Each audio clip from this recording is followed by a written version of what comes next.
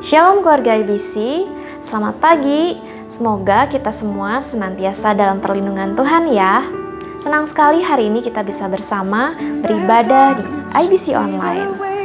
Nah, Alkitab yang akan kita renungkan bersama dalam sesi firman Tuhan hari ini diambil dari Kejadian 15 ayat 13 sampai 16 dengan tema Janji Tuhan Pasti Digenapi yang akan dibawakan oleh Pendeta Markus Saliman Wangsa. Bagi Bapak atau Ibu, saudara-saudari yang rindu untuk didoakan, jangan ragu untuk mengirimkan permohonan doa dan ucapan syukur Anda ke nomor yang tertera di layar Anda. Mari saudara, kita siapkan diri kita untuk beribadah karena worship team sudah bersiap untuk melayani dalam ibadah hari ini. Selamat beribadah, Tuhan Yesus memberkati. Shalom, selamat hari Minggu keluarga IBC. Selamat datang kembali dalam ibadah kita hari Minggu ini. Mari bersama-sama kita akan memuji dan memuliakan Tuhan. Angkatlah suara. Mari puji dan serukan, meski dan kebaikan. Berikut. Angkatlah suara. Puji dan serukan.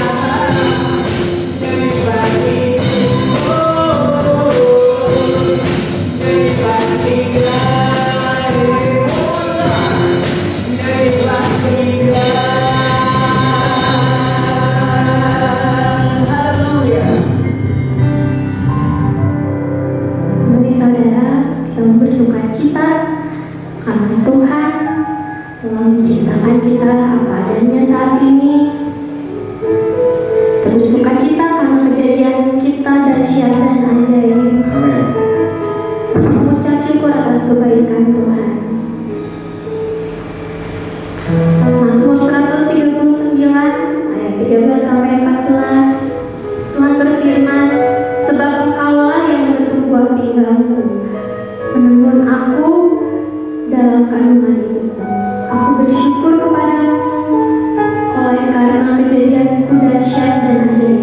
ajaib apa yang kau buat, dan jiwaku benar-benar menyadari. Mari saat ini kita secara pribadi datang pada Tuhan, mengucap syukur atas kebaikannya, dan percaya bahwa apa yang Tuhan ciptakan yaitu satu pribadi yang spesial, yaitu diri kita sendiri. Tuhan punya tujuan untuk diri kita masing-masing. Terima kasih ya Tuhan atas kebaikan-Mu Yesus. Kami mau menerima apa yang Tuhan beri kepada kami Tuhan. Dan percaya Engkau punya tujuan untuk kehidupan kami masing-masing. Mungkin seringkali ya Tuhan di tengah-tengah dunia ini, seringkali diri kami insecure atau tidak percaya diri, atau kami hancur hati karena perkataan orang lain, atau karena perkataan orang-orang yang dekat kami Tuhan. Tapi kami mau percaya bahwa Engkau satu-satunya pencipta kami yang tahu untuk apa kami diciptakan Tuhan. Yang berharga di mata-Mu, diciptakan serupa dengan gambar-Mu Yesus. Mari naikkan pujian ini, menyembah Tuhan dengan segenap hati, peran dengan hati.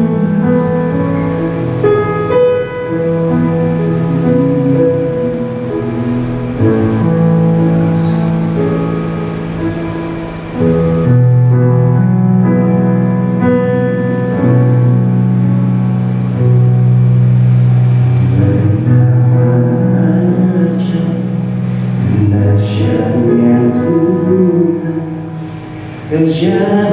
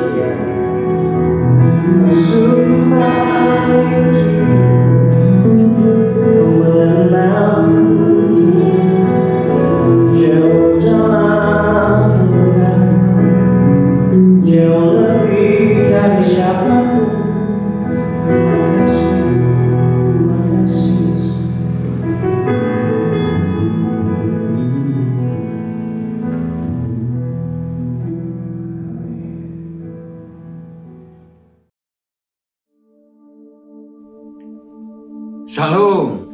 Selamat pagi Bapak dan Ibu dan saudara-saudara yang dikasihi dan pasti juga diberkati oleh Tuhan kita Yesus Kristus. Pada hari Sabat pagi hari ini saya mengajak Anda untuk membuka Alkitab Anda dari kitab Kejadian pasal 15 ayat 13 sampai 16. Saya akan membacakannya. Firman Tuhan kepada Abram, ketahuilah dengan sesungguhnya bahwa keturunanmu akan menjadi orang asing dalam suatu negeri yang bukan kepunyaan mereka, dan bahwa mereka akan diperbudak dan dianiaya sampai 400 tahun. Tetapi bangsa yang akan memperbudak mereka akan kuhukum, dan sesudah itu mereka akan keluar dengan membawa harta benda yang banyak. Tetapi engkau akan pergi kepada nenek moyangmu dengan sejahtera. Engkau akan dikuburkan pada waktu telah putih rambutmu. Tetapi keturunan yang keempat akan kembali ke sini, sebab sebelum itu kedurjanaan orang Amori itu belum genap. Saya memberikan tema khotbah saya pagi ini adalah firman Tuhan itu pasti digenapi, dan kasih Allah itu ada batasnya. Firman Allah itu pasti digenapi, dan kasih Allah itu ada batasnya. Mari kita akan perhatikan ayat demi ayat, bahwa yang pertama, firman Allah atau janji Allah itu pasti digenapi. Mari kita lihat ayat pasal 15 ayat yang ke-13 ya, yang mengatakan, firman Tuhan kepada Abram, ketahuilah dengan sesungguhnya bahwa keturunanmu akan menjadi orang asing dalam suatu negeri yang bukan kepunyaan mereka, dan bahwa mereka akan diperbudak dan dianiaya 400 tahun lamanya. Bapak Ibu Saudara yang dikasihi Tuhan, firman Tuhan ini digenapi. Sebab keturunan Abram mulai dari Yakub akhirnya tidak tinggal di Kanaan, tapi tinggal di negeri asing, yaitu Mesir. Memang dimulai karena keluarga Pak Yakub ini rupanya pilih kasih. Yusuf itu lebih dikasih dibanding saudara-saudara yang lain, sehingga saudara-saudaranya membenci Yusuf. Apalagi setelah Yusuf menjadi tukang mimpi. Pertama kali dia mimpi bahwa berkas-berkas gandum saudara-saudara itu akan tunduk menyembah berkas gandum si Yusuf. Artinya bahwa mereka kemudian akan tunduk menyembah Yusuf. Yusuf menjadi pemimpin dari mereka. Bahkan kemudian dia melihat matahari, bulan, dan bintang pun menyembah Yusuf, yang artinya bapak ibunya dan saudara-saudaranya. Wah, ini sangat keterlaluan. Sehingga saudara-saudaranya makin benci pada Yusuf. Karena makin benci, pada Yusuf itu mau berbuat baik. Disuruh oleh ayahnya untuk mengirim makanan kepada saudara-saudaranya yang sedang menggembalakan kambing domba ayahnya. Tapi sampai di sana justru direkayasa mau dibunuh, mau dibunuh. Kemudian rasanya nggak tega, sehingga Yehuda memutuskan untuk dimasukkan ke sumur yang kering dan nanti akan dijual. Tapi sebelum mereka mengambil Yusuf untuk dijual, ternyata sudah diambil oleh orang pedagang dari Mesir, dijual oleh para pedagang itu kepada pedagang juga orang Mesir, namanya Potifar, orang kaya raya. Sehingga Yusuf kemudian menjadi budaknya Potifar. Tapi Yusuf dicintai oleh Potifar, istri Potifar. Tapi Yusuf tidak mau, sehingga harus menanggung akibat ketidakmauan itu, yaitu Yusuf harus masuk ke dalam penjara di Mesir, penjara yang paling dalam, sebab dianggap itu kejahatan yang sangat luar biasa. Tapi rupanya Yusuf yang tetap taat kepada Tuhan, dia diberikan karunia bisa menerjemahkan mimpi pada 2 pegawai Firaun, salah satunya juru minum. 2 pegawai juru minum ini dihukum karena melakukan kesalahan. Yang satu mimpi yang diterjemahkan Yusuf bahwa dia akan digantung. Yang satu mimpi bahwa dia akan dikembalikan kepada posisinya. Dan itu terjadi karena Tuhan memberikan hikmat melalui mimpi inilah. Maka Yusuf akhirnya bisa keluar dari penjara itu karena Fir'aun mimpi. Dan mimpi Fir'aun bisa diterjemahkan Yusuf, maka Yusuf akhirnya menjadi Perdana Menteri. Itulah awalnya. Kemudian Yakub dan anak-anaknya semua pergi ke Mesir karena Yusuf telah menjadi Perdana Menteri di sana. Dan juga karena di tanah Kanaan betul-betul ada bencana kelaparan. Lalu bangsa ini berkembang dengan besar, sampai pada Fir'aun, anak-anak Fir'aun yang tidak mengenal Yusuf. Maka kemudian orang Israel itu dibenci, dijadikan budak yang sangat berat.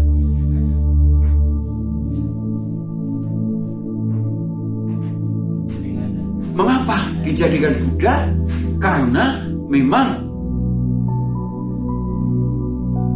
keturunan Yakub ini banyak bekerja di segala bidang di Mesir. Tapi kemudian ditindas, pekerjaannya semakin diperkeras, diperberat. Karena apa? Karena pertumbuhan daripada bangsa Israel atau keturunan Yakub yang menjadi bangsa Israel ini justru melebihi bangsa Mesir. Ini yang membuat ditindas, terus ditindas. Tapi sesuai dengan firman Tuhan, maka 400 tahun lamanya baru kemudian keluar dari Mesir. Sesuai dengan firman Tuhan. Firman Tuhan digenapi. Setelah 400 tahun, maka bangsa Israel bisa keluar dari tanah Mesir menuju negeri perjanjian. Kemudian kalau kita lihat dari ayat yang ke-14, kita juga dapat melihat ayat 14 itu juga digenapi.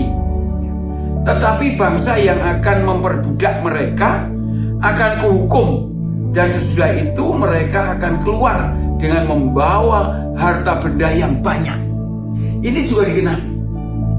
Karena sebelum bangsa Israel keluar dari Mesir, Mesir dihajar oleh Tuhan melalui pelayan Nabi Musa dan Harun. Dihajar dengan tulah-tulah, dan tulah yang paling berat ketika semua anak sulung itu anak sulung Mesir mati, itu tulah ke-10.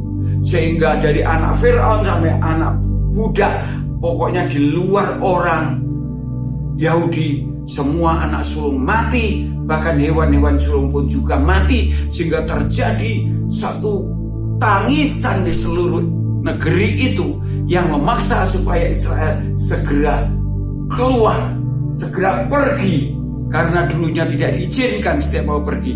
Sekarang suruh pergi. Dan pada waktu pergi, Tuhan menyuruh mereka minta kekayaan orang-orang Mesir di sekitarnya, tetangga-tetangganya. Dan itu betul, apapun yang diminta oleh orang Israel diberi sehingga dia keluar dengan membawa harta kekayaan banyak hasil dari meminta kepada orang Mesir, tapi juga harta yang dikumpulkan mereka. Digenapi, saudara. Firman Tuhan itu pasti digenapi. Kemudian ayat 16 ini juga digenapi. Mari kita lihat ayat 16, dikatakan bagian A, tetapi keturunan yang keempat akan kembali ke sini. Jadi yang kembali ke tanah Mesir adalah keturunan keempat. Itu dapat kita lihat dari Nabi Musa sendiri. Ya. Musa ternyata itu adalah keturunan keempat. Karena Musa itu punya bapak namanya Amran, itu keturunan ketiga. Amran punya bapak namanya Kehat, itu keturunan kedua. Kehat punya bapak namanya Lewi, yang kemudian menjadi namanya suku Lewi. Jadi keturunan keempat keluar, digenapi, saudara, karena firman Tuhan itu pasti digenapi. Itulah sebabnya Allah berbicara melalui Nabi Yesaya demikian. Demikianlah firman-Ku yang keluar dari mulutku, ia tidak akan kembali kepadaku dengan sia-sia, tapi ia akan melaksanakan apa yang kukehendaki dan akan berhasil dalam apa yang kusuruhkan kepadanya. Firman Tuhan itu tidak akan kembali lagi kepada Tuhan, tapi akan mengerjakan apa yang dikehendaki oleh Tuhan. Itu akan terjadi. Seperti tadi, Tuhan mengendaki bahwa keturunan Abraham itu akan di negeri asing 400 tahun. Betul, terjadi. Dan kemudian akan 400 tahun keluar dengan membawa harta yang banyak, terjadi. Dan itu terjadi dalam keturunan yang keempat, terjadi. Karena memang Tuhan yang menyuruhkan itu terjadi.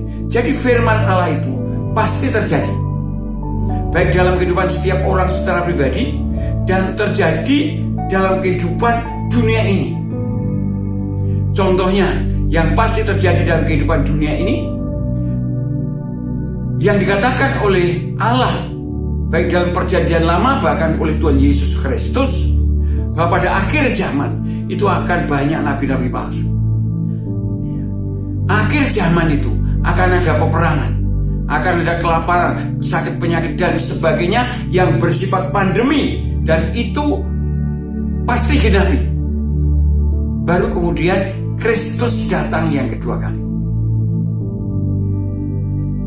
Tapi juga terjadi dalam setiap pribadi orang yang percaya. Contohnya, beri contoh saja dalam Yohanes pasal 15, Injil Yohanes pasal 15 ayat 7. Jikalau kamu tinggal di dalam aku dan firman-Ku tinggal dalam kamu, mintalah apa saja yang kamu kehendaki dan kamu akan menerimanya. Orang-orang yang percaya kepada Tuhan Yesus Kristus tetap tinggal di dalam Tuhan Yesus Kristus, artinya dalam segala keadaan tetap percaya dan mempercayakan hidupnya kepada Tuhan Yesus Kristus, dan firman-Nya juga tinggal di dalam kehidupan. Firman Tuhan Yesus ada di dalam hidup orang itu, maka doa orang itu dijawab.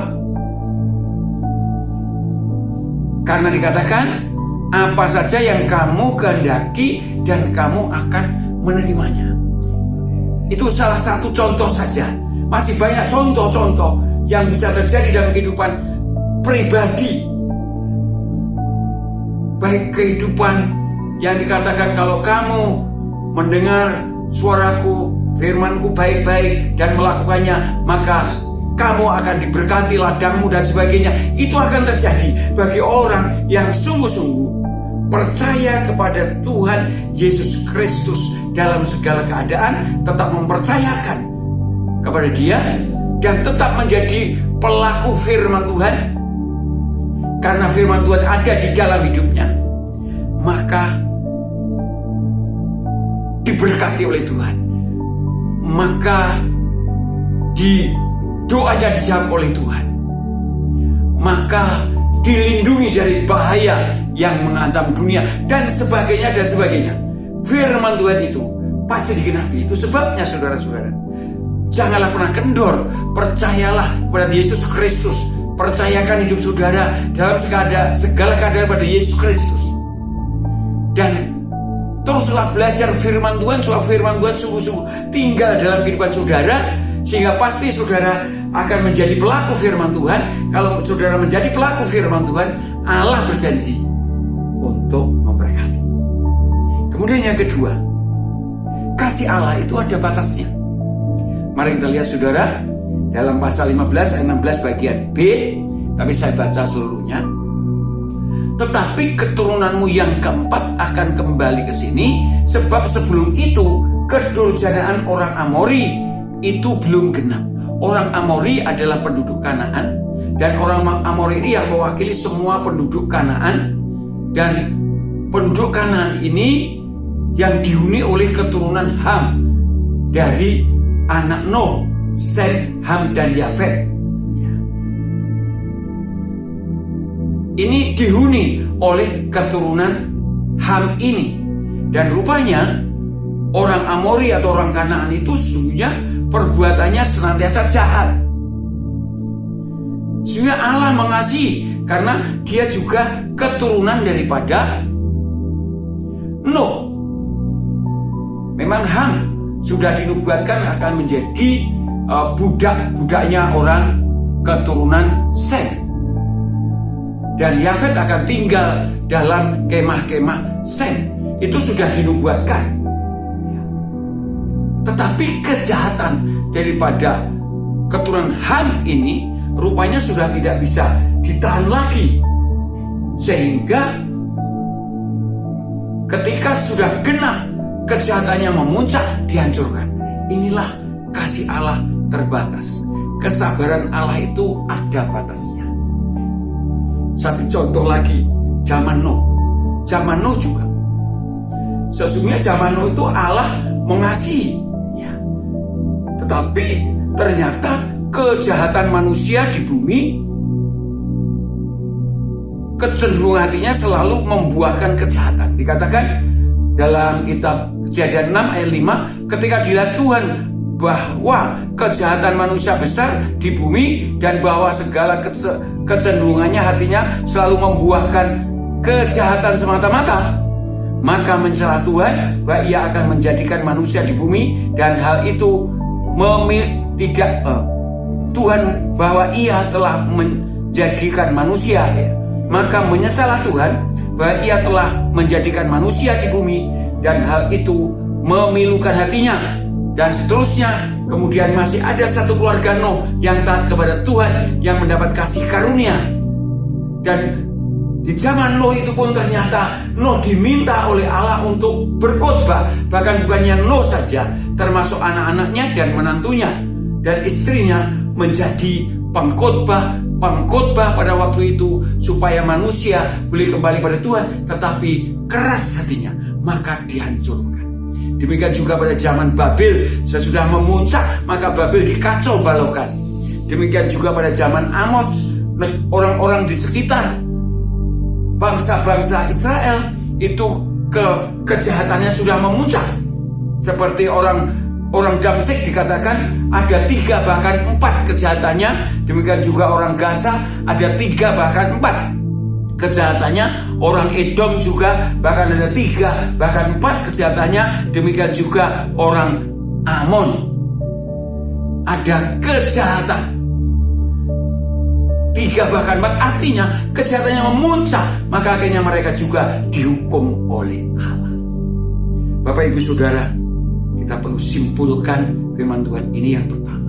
Firman Tuhan itu pasti digenapi. Baik digenapi yang bersifat dunia seperti akhir zaman, pasti digenapi. Tapi secara pribadi, setiap orang percaya juga akan mengalami penggenapan firman Tuhan. Banyak sekali. Umpamanya Gereja Philadelphia dijanjikan oleh Allah dilindungi dari mara bahaya yang menerpa dunia, pandemi. karena ia tekun melakukan firman Tuhan dan tidak menyangkal Yesus. Dan bahkan secara umum Allah berkata, barang siapa yang mendengar perkataanku dengan baik-baik dan melakukannya, Tuhan akan memberkati. Bahkan pemazmur juga berkata, orang itu berbahagia ketika orang itu menjadi pelaku firman Tuhan, karena apa yang dikerjakannya menjadi berhasil, dan seterusnya. Itu digenapi. Dan kasih Allah itu terbatas. Ada batasnya, saudara. Kalau anak-anak Tuhan berbuat dosa segera bertobat, memang dosanya tidak akan membuat dihukum masuk neraka kalau betul-betul sudah memiliki Yesus. Tetapi kalau terus hidup dalam dosa, ada batasnya. Allah pasti mengajar, mendidik seperti apa yang dikatakan oleh Paulus Ibrani. Jangan anggap enteng didikan Allah itu. Kamu dididik karena kamu dikasih. Karena tidak ada orang yang seorang anak tidak dididik bapaknya, tapi bapaknya mendidik karena kasih. Tapi kalau sudah dididik dengan kasih, tidak bertobat, pasti juga hukuman ada. Apalagi orang yang belum percaya kepada Tuhan Yesus. Kalau tidak segera bertobat dan percaya kepada Tuhan Yesus, pasti akan ada hukuman di akhirat. Demikian juga ketika di dunia ini pun, sungguhnya walaupun hidupnya mungkin kelihatan luar biasa, bisa juga mendapat hukuman-hukuman yang sungguh-sungguh menyedihkan. Sehingga ada neraka di dunia dan neraka di akhirat. Wow, luar biasa, saudara. Mari kita tetap terus menjadi pelaku firman Tuhan dalam segala keadaan. Mari kalau kita memang tergelincir jatuh dalam dosa, segera kita bertobat dan Tuhan pasti mengampuninya. Amin.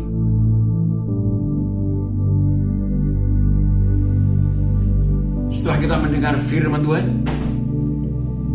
dan juga memuji memuliakan nama Tuhan, mari kita akan mengakhiri ibadah ini dengan doa syafaat dan juga doa berkat. Bapa di surga, tak henti-hentinya kami datang kepadamu dan kami memohon supaya sungguh-sungguh COVID ini boleh Tuhan hentikan, namun kehendak-Mu yang jadi. Kami berdoa untuk saudara-saudara kami yang lemah imannya, Engkau kuatkan. Yang mengalami kesulitan, Engkau buka jalan keluar.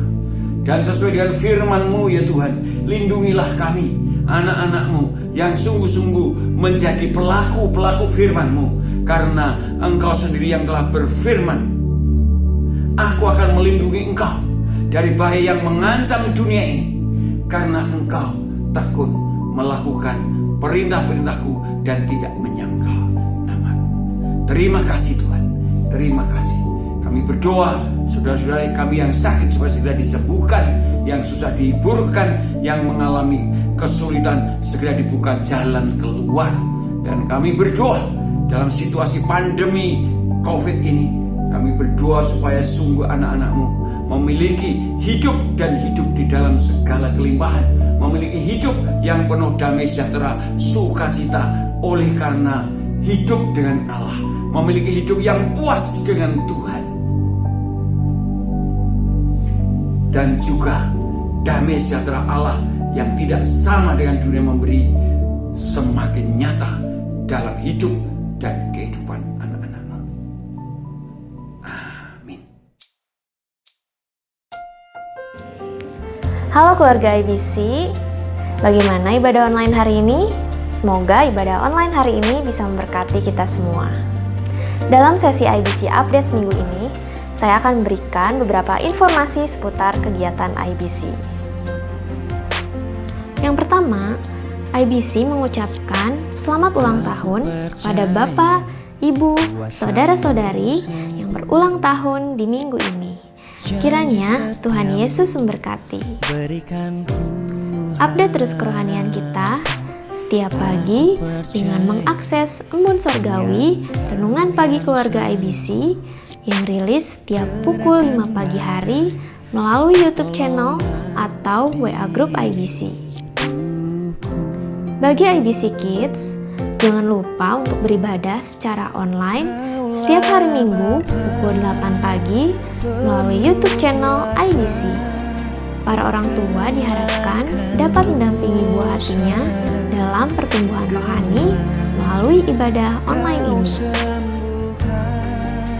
Persembahan dan persepuluhan dapat dimasukkan ke dalam kotak yang sudah tersedia di gereja atau melalui transfer ke nomor rekening yang tertera pada layar Anda. Demikian IBC Updates minggu ini. Stay healthy and stay blessed. God bless you.